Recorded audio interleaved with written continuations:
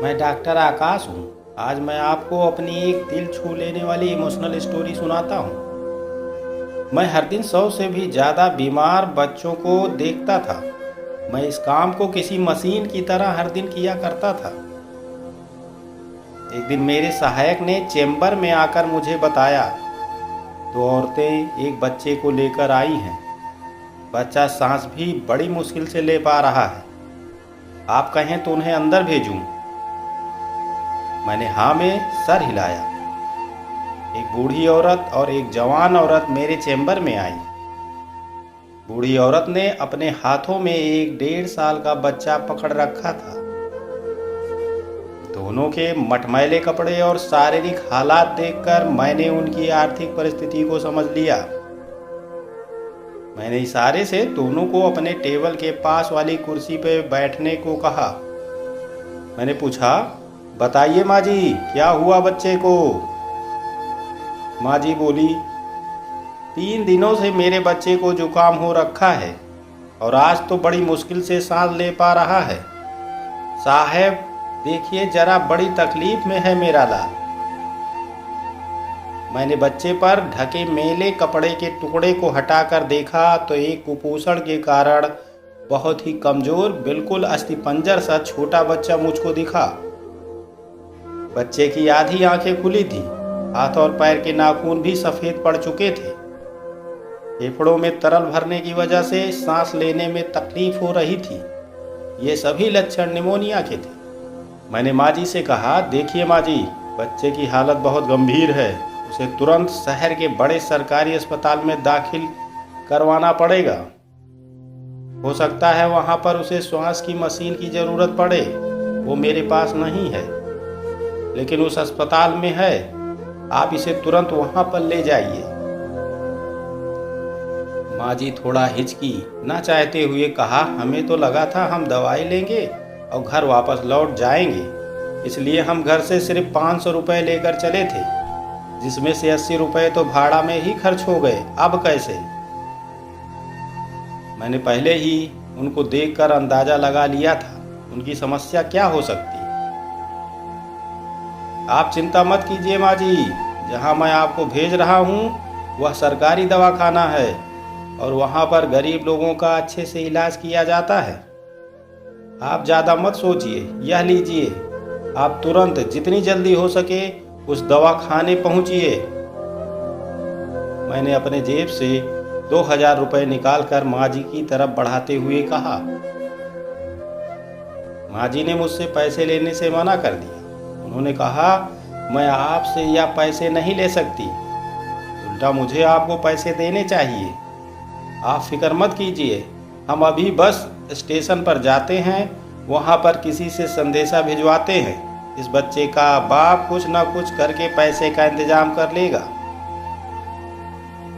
मुझे माँ जी का ऐसा व्यवहार देखकर काफ़ी अचरज हुआ, क्योंकि मैंने कई ऐसे लोगों को देखा था जो किसी भी बहाने से पैसे छीनने को तैयार रहते हैं, और यह गांव की गरीब माँ जी, जिन्हें इन पैसों की इतनी सख्त ज़रूरत है, फिर भी पैसे लेने से मना कर रही हैं।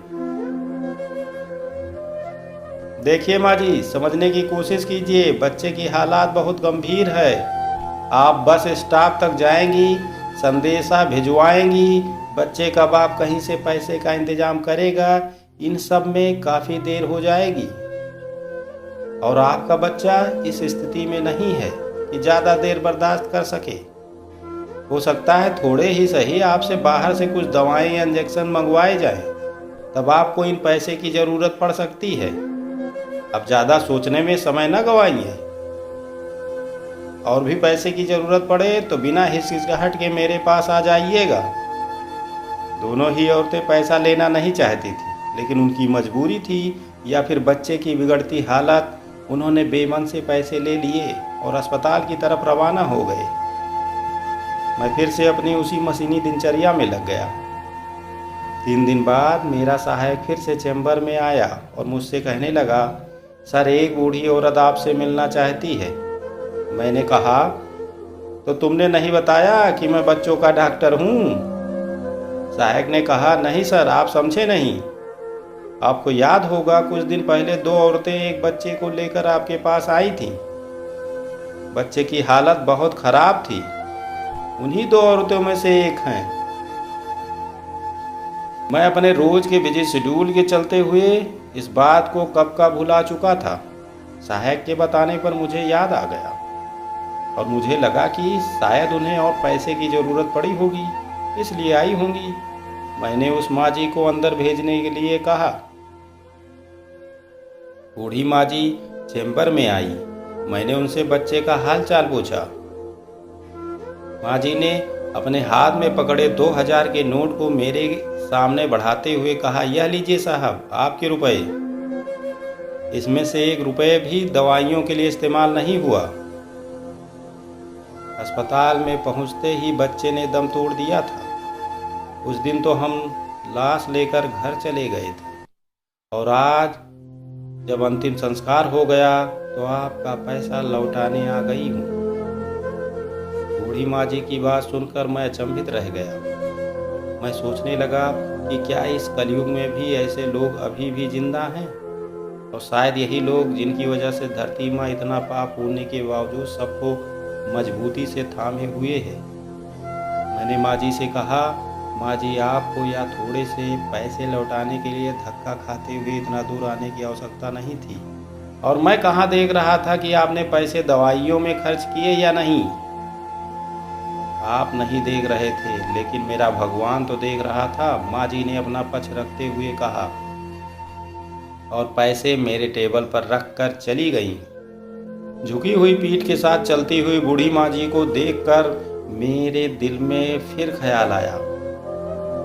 पढ़े लिखे भ्रष्टाचारी लोग जो ईमानदारी की बातें करते हैं, उनका बोझा गांव देहात के इन अनपढ़ लेकिन सच्चे ईमानदार लोग उठाते हैं, इसलिए वो झुक गए।